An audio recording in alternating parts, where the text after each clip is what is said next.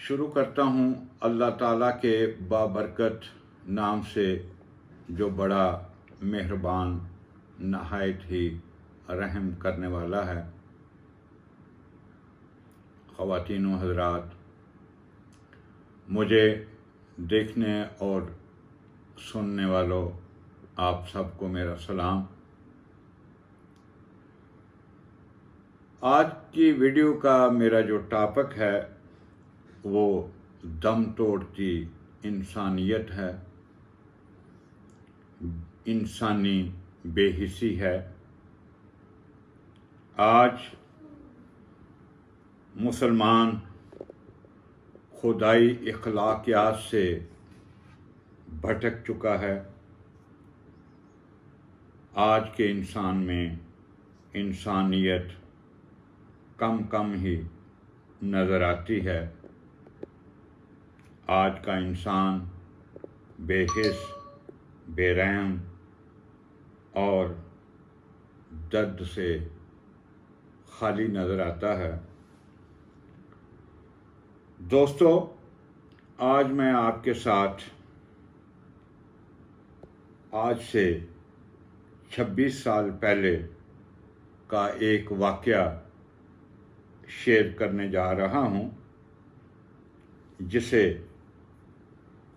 1 अगस्त 2021 को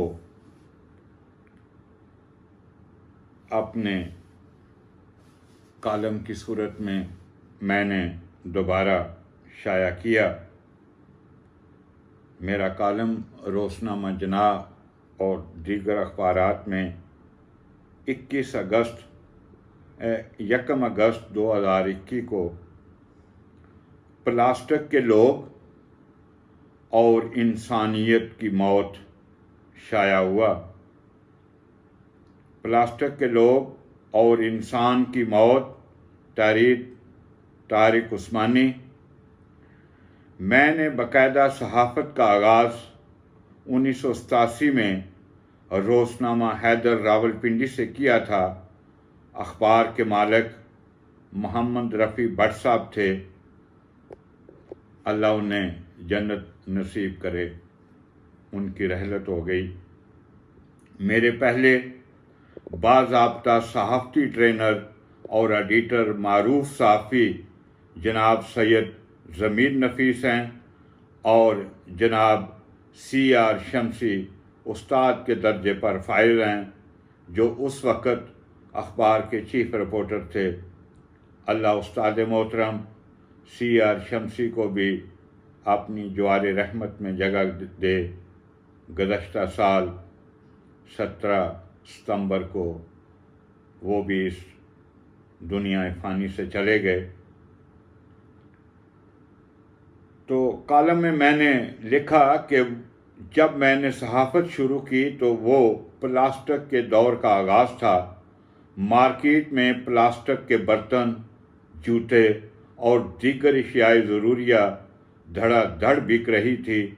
मैंने पहली बार रावलपिंडी के राजा बाज़ार में प्लास्टिक के हरे भरे दरख्त और दिलकश नज़र आने वाले हर किस्म के प्लास्टिक के फल और फूल देखे, जो देखने में असली फल और फूल की तरह मालूम होते थे, लेकिन सूंघें तो फूल की खुशबू नहीं और फल का जायका भी नहीं, क्योंकि ये फूल और फल प्लास्टिक के नकली थे।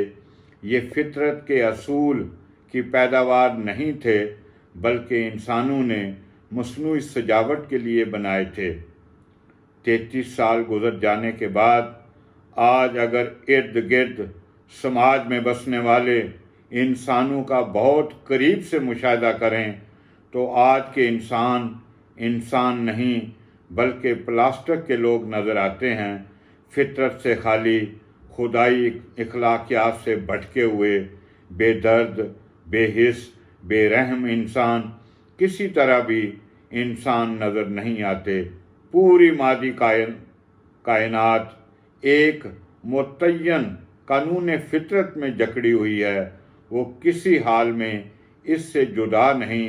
खुदा की ज़मीन पर एक इंसान ही है جو کائنات کی شاہراہ سے بھٹکا ہوا ہے اور پلاسٹک کی مانند ہو چکا ہے، جس میں کوئی اخلاقی خوشبو سونگھی نہیں جا سکتی، جس میں کوئی انسانی لذت نہیں ہے۔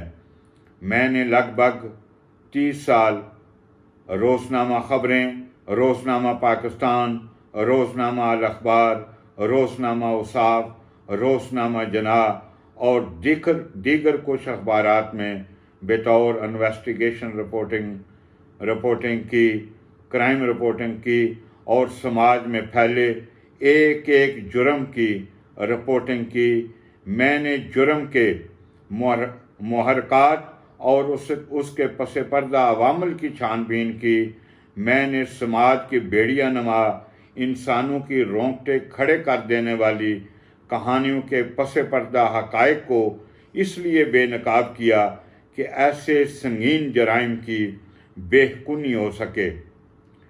میری ذمہ داریوں میں یہ بھی شامل تھا کہ میں ڈرگ مافیا، قبضہ مافیا، کرپٹ مافیا اور سماج میں پنپنے والے ہر قسم کے مافیا کی نشاندہی کروں تاکہ انہیں قانون کے کٹہرے میں لایا جا سکے۔ میری صحافتی بیٹ سماج کو ہر قسم کی برائیوں، ہر قسم کے گند اور غلاظت سے پردہ اٹھانے کی رہی ہے۔ دوران رپورٹنگ میں نے پولیس کے فرسودہ نظام عدل کی تباہی و بربادی، FIA اور سول انتظامیہ کی بد انتظامیوں کو بڑی باریک بینیوں سے مشاہدہ کیا ہے۔ اسلام آباد کا ترقیاتی ادارہ CDA ہو یا دیگر کوئی بھی سرکاری ادارہ یا کوئی چھوٹا بڑا سرکاری شعبہ، ہر قسم کی اخلاقی برائیوں، انتظامی اور مالیاتی بدعنوانیوں سے ایسے ابھر رہا ہے جیسے گندگی اور غلاظت سے بھرا گٹر ابھر رہا ہے۔ اس سے اندازہ ہوتا ہے کہ ہم انفرادی اور اجتماعی طور پر پلاسٹک کے وہ اسٹیچو ہیں جنہیں اگر پگھلایا جائے تو اس کی گندی بدبو پورے کرۂ ارض میں پھیل کر پوری دنیا کو ہی آلودہ کر دے۔ کوئی سرکاری یا نجی ادارہ ایسا نہیں جہاں سے انسانی برائیوں اور کرپشن کی بدبو یا گندگی امن نہ رہی ہو۔ دوران رپورٹنگ انسانی اخلاقیات نام کی کوئی چیز دیکھنے کو نہیں ملی۔ نظام اتنا گندا ہو چکا ہے کہ ایسے پتہ چلتا ہے کہ اس سماج کے ایک ادارے اور ایک دفتر کے اندر جیسے برائیوں کے بدبودار گٹر اگر رہے ہوں۔ ہر طرف پلاسٹک کے لوگ نظر آتے ہیں، انسان ڈھونڈنے کو نہیں مل رہے۔ انہی پلاسٹک کے لوگوں کا 25 سال پہلے کا ایک دل کو دلا دینے والا سچا واقعہ سنیے۔ میں جناب زاہد ملک مرحوم کے روزنامہ الاخبار کا کرائم رپورٹر تھا۔ سردیوں کی صبح مجھے ایک پولیس افیسر کا فون آیا کہ ٹی چوک روات GT روڈ کے قریب رات کے کسی پیر ٹریفک حادثے میں کسی نامعلوم گاڑی سوار نے ایک 50 سالہ شخص کو ٹکر مار کر ہلاک کر دیا ہے اور اس کی نعش سڑک کے بیچوں بیچ چھوڑ کر بھاگ گیا ہے۔ رات بھر اس شخص کو GT روڈ پر چلنے والی بھاری بھرکم ٹریفک رونتی رہی۔ اب اس کا جسم سڑک پر چپک چکا ہے۔ اس ابتدائی اطلاع نے مجھے ہلا کر رکھ دیا۔ سہیل ملک ہمارے دلیر فوٹوگرافر تھے۔ راستے میں انہیں اپنے ساتھ لیا اور حادثے کی جگہ پہنچا۔ موقع واردات کا منظر انسان کے دیکھنے کے بس کی بات نہیں تھی۔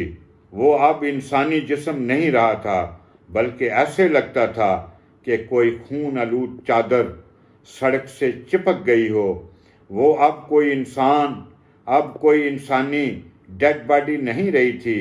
اس انسان کے سر کی کھوپڑی تک بھی کرچی ہو کر سڑک سے چمٹ گئی تھی، جسے پولیس والے मकामी लोगों की मदद से खुरपों और बेलचों से सड़क से खुरच कर पास पड़ी एक प्लास्टिक की बोरी में डाल रहे थे।